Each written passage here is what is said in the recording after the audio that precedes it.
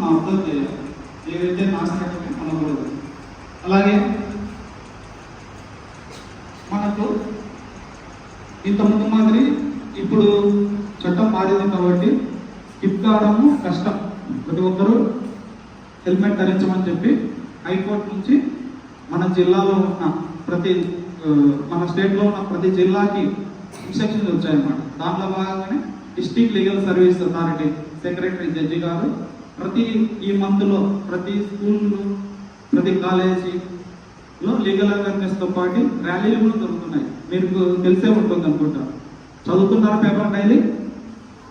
చదువుతారా లేదా పేపర్? చదవట్లేదు. సో పేపర్ చదవండి. మీరంతా డే స్కాలర్సా లేదా హాస్టల్? ఓకే. పేపర్ వస్తుంది కదా మీకు? లైబ్రరీలో ఉంటుంది కదా. సో లైబ్రరీకి వెళ్ళండి. బుక్సే కాదు ఎప్పుడు చదవండి, పేపర్ కూడా చదవండి. మీరు వచ్చి బుక్స్ చదువుతున్నట్టున్నారు. సో పేపర్లు తిప్పండి ఏం జరుగుతున్నా. ఎందుకంటే